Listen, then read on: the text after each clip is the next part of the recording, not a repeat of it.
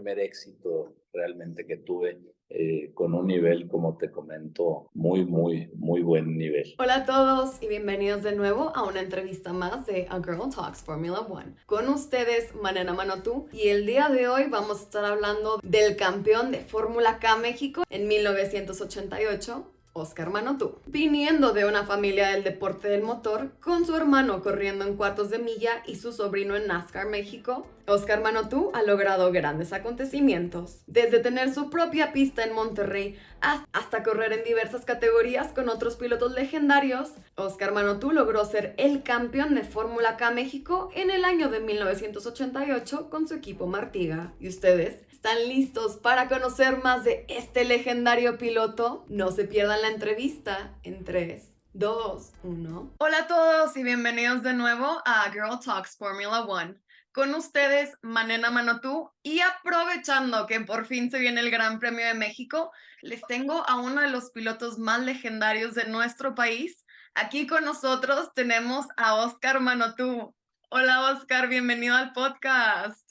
Hola, Manena, qué gusto verte. Muchas gracias. Un saludo para ti y para todo tu público. No, hombre, muchísimas gracias a ti por haber aceptado la entrevista y sobre todo en una época tan importante en México, que precisamente, bueno, vamos a empezar con uno de tus mayores logros y es que tú lograste convertirte en el campeón de la Fórmula K de México en 1988. Cuéntanos Así es. un poquito de este acontecimiento. Bueno, pues fue una época de lo mejor del automovilismo que hubo en México, de la máxima competitividad que había cuando era la Copa Marlboro. Pues estuve en un gran equipo, en el equipo Martiga, con compañero de equipo del Plátano Martínez, y realmente nos compartíamos el primer lugar entre él y yo. Éramos nosotros y luego los demás. Tuvimos un nivel muy alto, lo tomamos muy en serio. Tuvimos muy buenos patrocinios a los cuales continuaron con nosotros y estuvieron con nosotros durante mucho tiempo. Y pues para llegar fue el primer éxito realmente que tuve, con un nivel, como te comento, muy buen nivel. Gracias a esto, después de haber estado en varias categorías de México, ¿no? Desde la Pony, los Super 8, alguna pick-up de competencia que tenía, los Sport prototipos, etcétera, pues logré el campeonato en 1988. En 1989, yendo campeonando también, estando en la punta, tuve un problema que creo que es lo que más recuerda a todo el mundo. No sé si tú sabes que tuve un problema con un periodista. Es un periodista. En 1989, yendo yo ganando el campeonato, tuve, en una carrera en Chihuahua, al final de la competencia, en la última vuelta, nos tuvimos un contacto, otro piloto de nombre Klaus Schinkel y yo, y esa carrera también la gané, pero hubo pues inconformidad. Se fueron Claro. a y eso nos llevaba a que la Federación Mexicana de Automovilismo dictaminara si había habido conducta antideportiva o no. Después de este conflicto, un periodista que se llama Javier Carmona Solís, que escribía en el periódico El Esto, un periodista corrupto, me empezó a extorsionar. Era un periodista de estos que piden dinero para hablar bien de ti, y si no hablan mal, Claro. ¿verdad? Entonces, pues yo la verdad es que en ese tiempo no necesitaba de ninguna manera, y aparte mis principios nunca me lo permitieron, estar dando dádivas para que hablaran bien de mí. Yo creo que el que hablaran bien de ti te lo tenías que merecer, ¿no? Entonces 100%. me empezó a atacar. Digo, lástima que empezamos la entrevista con algo malo, pero es algo, es algo que realmente la gente recuerda, ¿no? Entonces este periodista empezó a escribir de mí y llegó inclusive a decir que yo me drogaba para poder ganar las carreras, lo cual pues tú sabes y todo el mundo sabe que no es compatible. Al contrario, 100% cuando de acuerdo. los pilotos son deportistas de alto rendimiento, ¿no? Entonces, en la siguiente carrera, que fue en Torreón, se me acercó un niño a pedirme un autógrafo en los pits y me dijo: "Oye, Oscar, ¿es cierto que tú fumas marihuana para poder ganar carreras?". Y entonces todo, con aquella pasión y con con el apasionamiento que traen, me movió muchas cosas y me dio mucho coraje, ¿verdad? Que nosotros, que a Claro. final de cuentas éramos un ejemplo para la niñez, que estuvieran pensando eso de nosotros por un rumor que estaba sembrando un periodista. y que aparte era falso. Entonces fui y le avisé al presidente de la Federación Mexicana de Automovilismo, que era Roberto Arstein. Fui y le avisé a Michel Jourdain, que era el promotor. Les dije que cuando llegara le iba a dar un golpe yo a ese periodista. No. Y me dijeron, claro, bravo, inclusive esto pasó en el pasado también con otro gran piloto, creo que Moisés Solana también había golpeado a este periodista muchos años antes, ¿no? Y entonces hablé con Armando, mi hermano, y le dije lo que estaba pasando, y le dije, Armando, pues tú dale una sacudida, porque a ti no te castigan. Armando nada más estaba con el show de la jumping. Y total, a la hora que llegó el periodista, me hirvió la sangre y fui y le di una pescueciada. Pero en ese momento sentí como flashazos empezaron a dispararse porque él venía con otros periodistas. Ya, eso fue todo, ¿verdad? Nada grave, nada más una zarandeada y se acabó, ¿verdad? Corrí la carrera en Torreón, antes de arrancar la carrera califiqué en primer lugar. Se Felicidades. me, se me pusieron muchos periodistas, querían bloquear la carrera, entonces hizo un escándalo, ¿no? Gané la carrera, se terminó, yo pensaba que había terminado ahí ese capítulo, y al día siguiente me fui a Indianápolis a ver a las 500 millas de Indianápolis, allá estaba participando mi gran amigo Bernardo Jourdain, y cuando estaba allá me habló mi hermano y me dijo, ni te vengas a México porque traes un bronco. Acabas de salir en 24 horas con Jacobo Zabludowski, que amenazaste a periodistas, etcétera, etcétera. Sí, hizo un escándalo terrible y entonces a los que yo les había platicado lo que iba a hacer, que era a los de la federación, etcétera, tuvieron que castigarme porque era un tema mediático que fue muy grande. Entonces, digo, todo esto que te estoy platicando son cosas que pues no son gratas, pero al final de cuentas hoy lo recuerdo ya riéndome, ¿no? Sí, por Entonces, supuesto. en No. ese tiempo, fíjate nada más de qué nivel era el automovilismo de nuestro país y hasta dónde Ujú. llegaron las cosas. Sin correr, y a él lo bloquean de todos los autódromos de este país. O sea, fue Entonces, a los dos, digamos, como que hubo así es, castigo para los dos. por lo pronto, entonces, en ese tiempo era presidente de la República Carlos Salinas de Gortari y Raúl, el papá, don Raúl, fui dentro de la misma pasión a platicarle lo que me estaba pasando. Él le habló a Raúl González, el matemático, que era el secretario del deporte de este país, y le dijo, oye, no es posible que a un deportista que está poniendo en alto el nombre de Monterrey y todo, que le hagan esto. Claro. Y pedirle que se venga a México y que lo recibo. Entonces, al recibirme en México, en Confederación Deportiva Mexicana, sale y me da un abrazo.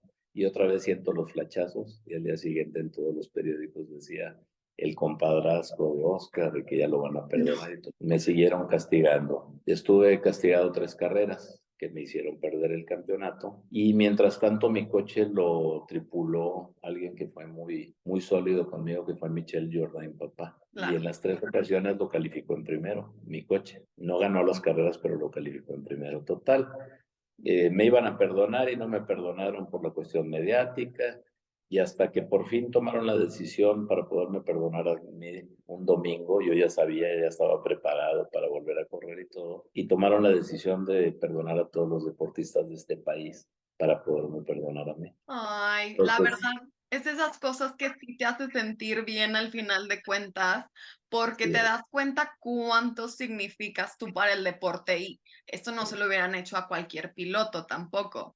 Pero Justo, aparte también dice el dicho, a Dios pidiendo y con el mazo dando, ¿no? Entonces, pues yo le di con el mazo, me moví por todos hasta nivel del papá del presidente y logré que me perdonaran, pero pues como quiera el campeonato se perdió ese año. pero bueno, te Quedé lograron perdonar.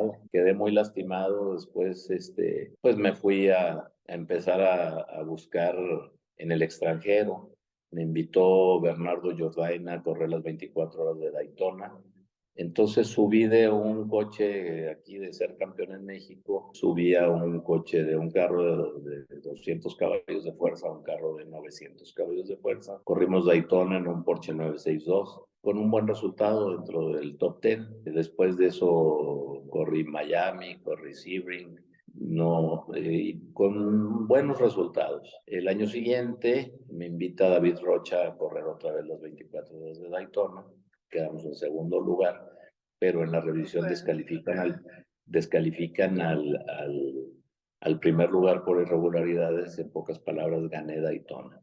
¿verdad? Felicidades. Después de eso, empiezo también me voy a Europa a vivir en La Sarthe, que es el municipio de Le Mans. Bueno, le digo municipio, ya le dicen de otra manera. Y me integro al equipo del Campeonato Mundial de Marcas con Yves Courage y como compañero de equipo de Pascal Fabré, que era un expiloto de Fórmula 1. Sí sé quién. Y empezamos a prepararnos para correr el Mundial de Prototipos. Estoy con ellos y posteriormente viene el Campeonato Mundial a México, participo en el campeonato en México. En México tengo un accidente muy fuerte en ese prototipo, completamente deshago el coche y pues más o menos esa es la historia, ¿verdad? Después de las cosas buenas pasan malas, tú sabes que pues el deporte tiene muchas cosas que no son tan agradables, hay muchos intereses, etcétera, pero yo me quedo con todo lo bueno, ¿no? Hace unos 2 o 3 años vino a Monterrey, al Autódromo de Monterrey, la serie NASCAR. Sí, Yo tenía mucho justo tiempo fue. retirado. Yo estoy completamente retirado del automovilismo, como tú sabes, desde hace algunos años. ¿En qué Tengo año te historias muy bonitas, retiraste?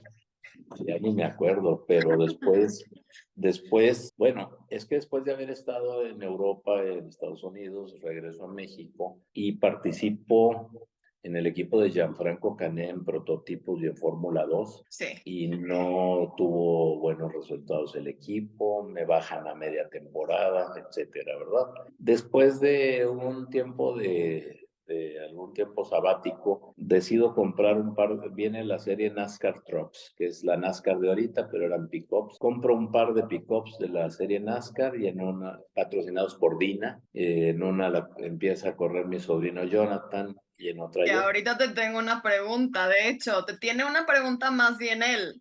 Antes de que sigas con la historia, te voy a interrumpir precisamente porque estoy segura que lo que vas a contar tiene que ver con la pregunta que te tiene él a ti. Aparte de agradecerle que él me invitó, ¿qué sintió él al compartir conmigo la pista? Era el piloto más joven de un campeonato importante, él.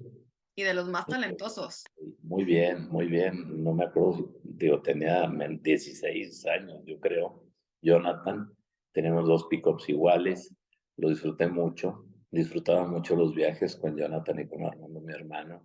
Nos íbamos por carretera a todos los campeonatos y tanto él como yo nos acordamos mucho de que nos daba sermones en el camino y que decía Armando, acuérdense los dos, venimos a divertirnos, según él, y era el más picado El ahí en los más.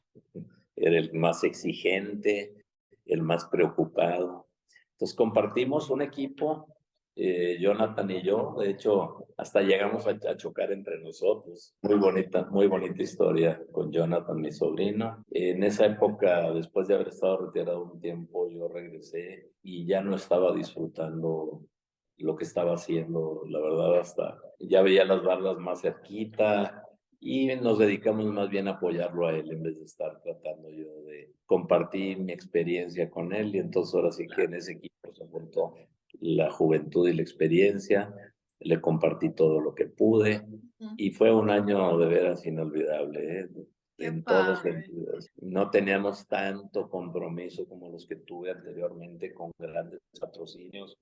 El patrocinio era muy chiquito y eso nos hacía que hiciéramos lo que decía Armando, venimos a divertirnos. Exacto.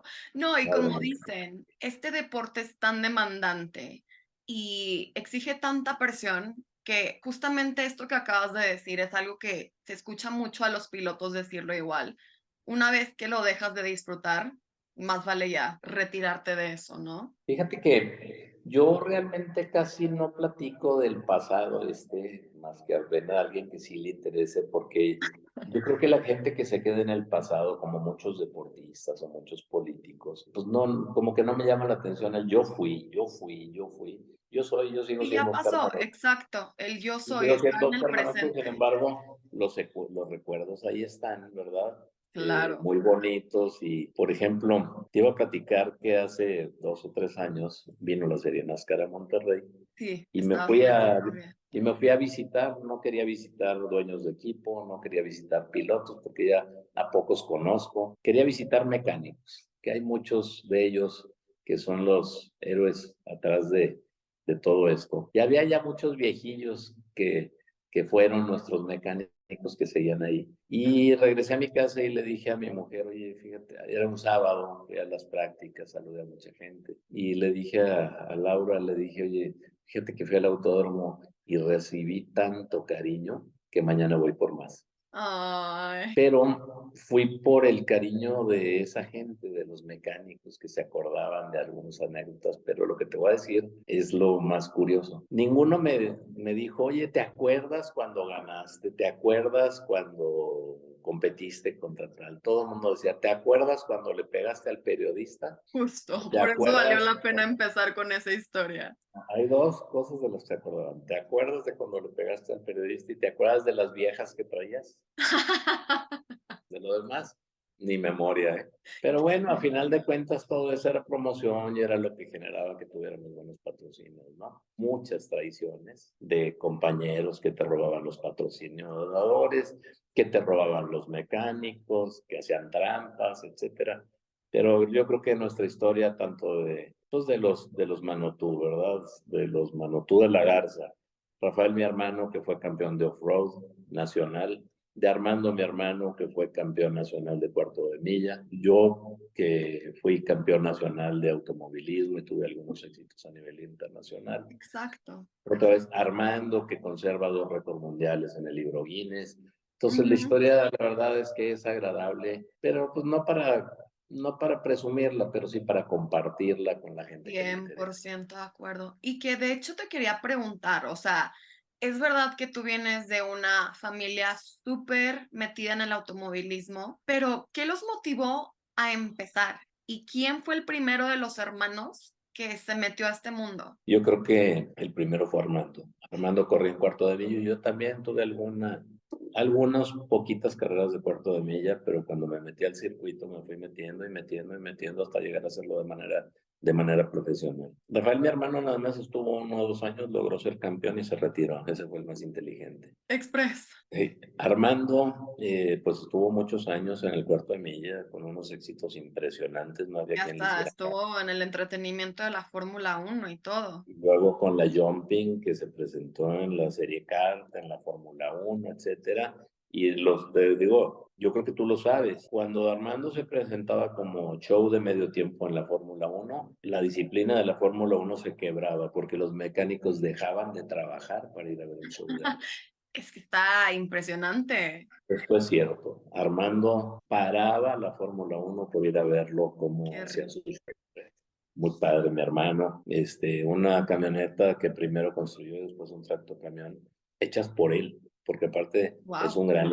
un gran inventor. Lo quiero mucho, lo respeto mucho y lo admiro mucho, ¿no? Entonces, pues mira, al ratito, porque no lo sé hacer en vivo, pero en mi teléfono conservo algunas fotografías de don Rafael Manotú, de mi papá, corriendo autos. También. Claro, de ahí vienen las cosas, yo creo. Te voy a compartir 2 o 3 fotografías, tú sabrás dónde las puedes insertar o cómo las Sí, por puedes favor. insertar. Pero tengo 2 o 3 fotografías de mi papá que organizaba carreras, principalmente en la ciudad de San Luis Potosí, que ahí nací yo, y Armando. Y ves las carreras con la gente en la orilla, casi, casi atropellándolos, allá por 1959. Son 3 fotos que por aquí tengo, que voy a compartir y que te van a gustar y que vas a ver de dónde viene todo esto. Sí, 100%. Armando y yo vivimos en la Ciudad de México, yo tenía la edad de 12 años cuando nos fuimos y 21 Sí, cuando he nos conocido varias gente fuimos. últimamente que te conoce, de hecho. Y corríamos Armando y yo en las calles. Al final del periférico o en Cuemanco se hacían los arrancones los viernes en la noche. Entonces corríamos en las calles, Armando y yo, de manera muy irresponsable inclusive.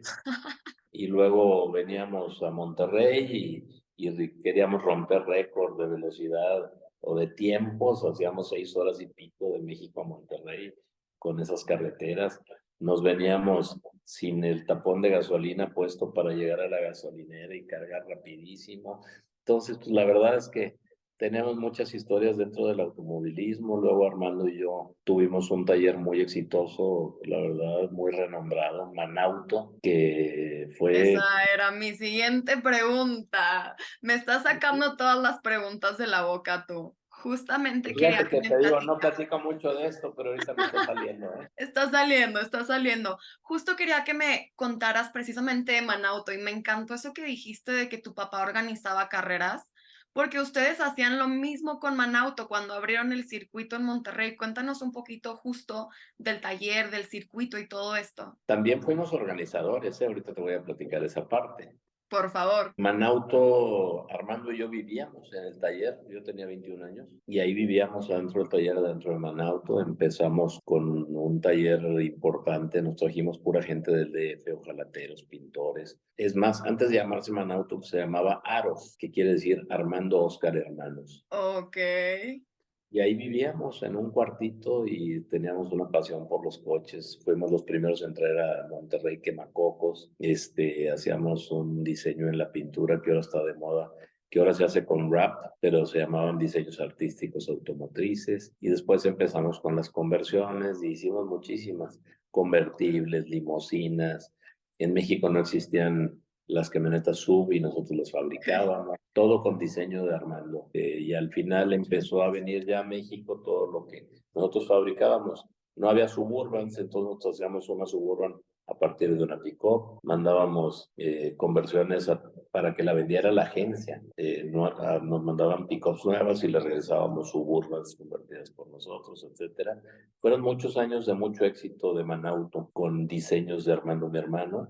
Pues después ya empezó a venir al país todo esto que no existía. Inclusive hubo una época en México que estuvieron prohibidos los vidrios eléctricos, estuvieron prohibidos los asientos eléctricos y no, pues teníamos fila nosotros para hacer vidrios eléctricos y diseñados por mi hermano, asientos eléctricos.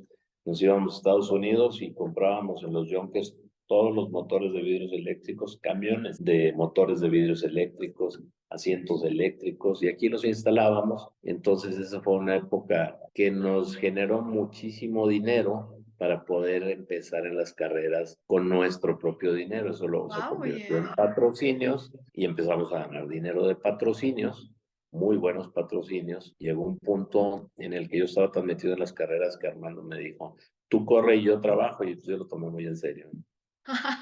Fernando sigue siendo un hombre muy trabajador y al cual yo le debo todo lo que yo logré hacer dentro del No. automovilismo, se lo debo a él.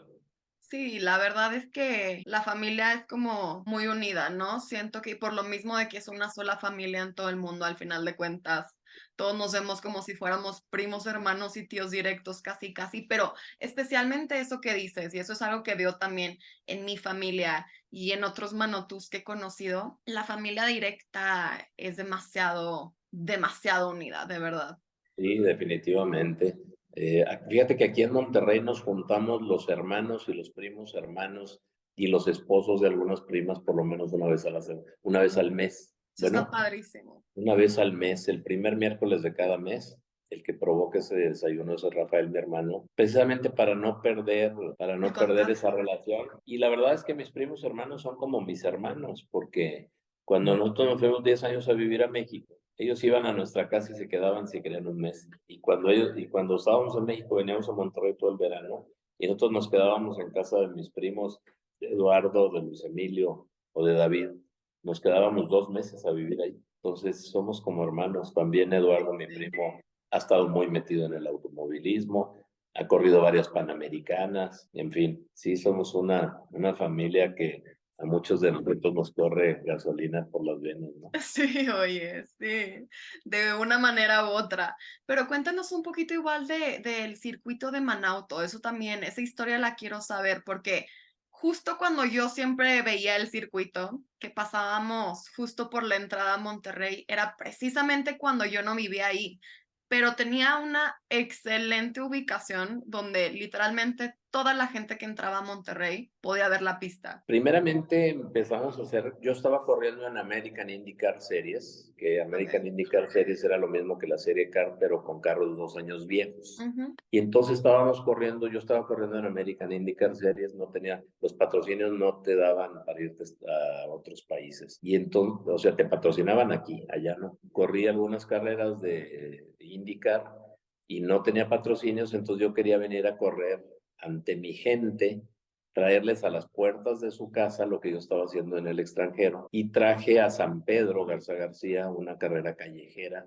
Ahí por el Auditorio San Pedro instalamos en base a hidrobarreras, gradas y todo. Hicimos el primer Monterrey IndyCar Grand Prix. O sea, ustedes lo organizaron. Armando estuvo conmigo, pero esa carrera la organicé yo para correrla yo. Previamente a esto habían corrido en Ciudad Juárez en las calles también. Entonces vine y hice esa carrera en las calles, la hicimos, la corrimos. Después de, yo digo, la organización que tuvimos ahí fue un gran evento, ¿verdad? Un gran evento, una carrera callejera en San Pedro, con coches de más de 300 kilómetros por hora. Trajimos también una categoría más chica que se llamaba los Pro Sport Renault, de 4 cilindros, unos prototipos, y esos coches los pudieron correr cualquiera, inclusive el alcalde de San Pedro en ese tiempo, Mauricio Fernández, la corrió. El Grillo Sada, tan famoso ahora, la corrió y, por cierto, volteó el coche, un coche muy difícil de voltear, ¿no? No. Entonces, los Masecos, Juan González, Roberto González, Carlos Jan González, que ahora es el director de Banorte, corrieron esa competencia. Grupo Maseca, Gruma nos dio un gran patrocinio para poder llevar a cabo esta carrera. Después de esa carrera, me contactó Carlos Curi Slim, que traía la Nauticopa, las lanchas de Fórmula 1, para que le ayudara a hacerla aquí en Monterrey. Hicimos la primera Nauticopa aquí en la presa de la Boca. En la presa de la Boca, la primera Nauticopa, que rompió récord de gente que venía a Santiago, a la presa de la Boca. Fue una locura, ¿verdad? Pero ahí nos estrenamos, siempre Armando ayudándome en lo que estábamos haciendo, siempre pegado a mí, o yo a él, como tú quieras. Y en base a eso pues, nos quedó la cuestión de organizar carreras. Bueno, total, termina, de aquí me brinco al por qué Armando se hace promotor de la pista de los midgets. Entonces Armando termina Manauto y Armando en sus quehaceres empieza a fabricar unos tubulares que se llaman midgets, unos carritos de esos que tienen un alerón muy grande en la parte de arriba y que corren prácticamente de lado, ¿no? No sé si los ubicas. Es que he escuchado de ellos, pero nunca he visto uno como tal.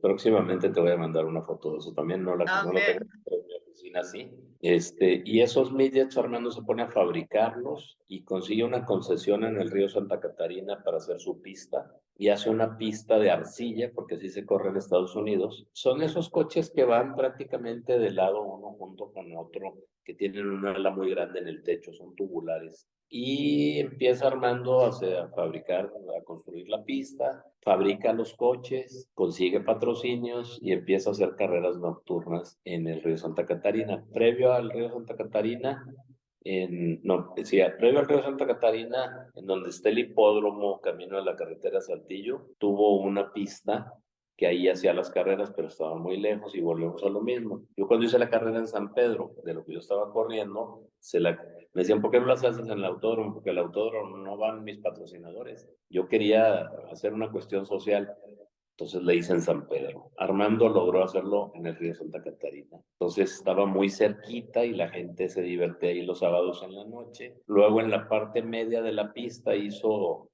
pues montañas de tierra y entonces empezó a hacer competencias de motociclismo, de esos que se echan hasta maromas en el aire, de supercross. Entonces hacía carreras Armando ahí de midgets en alrededor de la pista y de motos en la parte media de la pista, ¿verdad? Antes de esto también en una ocasión hicimos en San Pedro, rentamos un terreno junto a una carrera, yo creo que la más divertida. Rentamos un terreno y hicimos una carrera de choques. Compramos coches, les quitamos los vidrios, le pusimos roll bar y los rentamos al que quisiera y mojábamos la pista. Entonces era una carrera de diversión, un demolition derby, muy divertido también, ¿no? También la primera vez que vinieron a Monterrey las Monster Truck, yo las traje junto con Alberto. Ok. Primera vez las pusimos en el Parque Fundidora. Entonces empezamos a ver cómo llevándole a la gente cerca de ellos eventos, pues asistía, ¿no? Exacto, y de automovilismo. Hicimos cosas muy, muy novedosas, ¿verdad? La verdad es que era pura adrenalina y aparte pues andábamos persiguiendo hacer negocio y hicimos todo esto que te platico, ¿no? La carrera de choques en San Pedro, las Monster Trucks, la Serie Kart, etcétera. Inclusive, después de haber hecho yo la carrera en San Pedro, cuando desarmé la pista nos quedamos con nada. no había nada ya.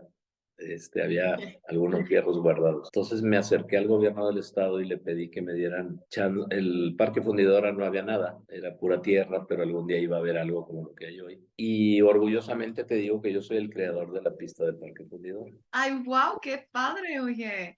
Oye, y te quería hacer una pregunta. ¿Tú quién consideras que ha sido el piloto o de los pilotos más legendarios con los que te tocó competir? Bueno, el que nos abrió las puertas a nivel internacional es Adrián, ¿verdad? Sí, claro. Empezó a tener mucho éxito y olvídate. Hay pilotos que yo admiro mucho que siguen activos como Beto Jiménez, ¿no? A quien quiero mucho y respeto mucho y sigue corriendo la carrera panamericana y sigue corriendo. Wow, que de hecho Pero se acaba de terminar la carrera panamericana hace 2 días. ayer, ayer, ayer o antier, Sí, terminó la carrera panamericana y terminó aquí en Monterrey, un gran evento. exacto. Con un triste deceso de un Sí, piloto, ¿verdad? Que tuvo un sí. accidente, llena de accidentes, pero pues ya es toda una tradición esa carrera, ¿no? Muy, muy, muy tradicional. Hemos platicado muchísimo, pero ahora sí, empecé diciéndote que no me gusta el yo-yo y ahora fue una plática de yo-yo-yo. Oye, pero quiero que me digas, hablando de IndyCar hace ratito, ¿qué opinas tú de Pato O'Ward y si crees que va a llegar a la Fórmula 1? Pato Ward trae todo, Todo, todo, es excelente piloto. todo, trae todo. Trae unas manos, olvídate, trae una presencia con ganas, porque se necesita, ¿verdad? Es que es Trae eso, todo el carisma, paquete. está dedicado. No, Pato trae todo para llegar muy lejos, la verdad. Trae Personalidad, joven, personalidad y algo que todo mundo necesita para llegar lejos, sí. dinero. Y que Es es bueno una, con él los negocios él porque consigue sus patrocinadores. ¿no? Y aparte, es un cuate que trae una gran estrella. Su abuelo es Rodolfo Junco de la Vega, que es el dueño del Norte y de Reforma y que es un apasionado del automovilismo. Exacto, Entonces, creo que trae un gran apoyo y trae sangre de corredor, porque los Junco también fueron también, los dueños de la primera pista de go-karts que hubo aquí. también. Bien, ese muchacho, mis respetos, creo que trae todo para llegar muy lejos. Más aparte, ya está teniendo éxitos, ¿no? Exacto, muy, muy exitoso. Está en los top 5 ahorita, me parece, de Indy. Ya, nada más nos falta el campeonato. Pues, tío, muchísimas gracias de haber formado parte del podcast. Me encantaron todas las historias que nos contaste. Y pues precisamente para que toda la gente que nos sigue en a Girl Talks Formula One las conozca también, porque te lo juro que mil gente me preguntaba, ¿y cuándo vas a entrevistar a Oscar Manotú? ¿Cuándo vas a entrevistar a Oscar Manotú? Es tu tío, tráelo. Entonces ya por fin se hizo la entrevista. Te agradezco muchísimo y la verdad es que a mí también se me removieron muchas cosas que hace mucho que no platicaba. Claro. Te agradezco mucho, se me removieron muchos recuerdos, ¿verdad?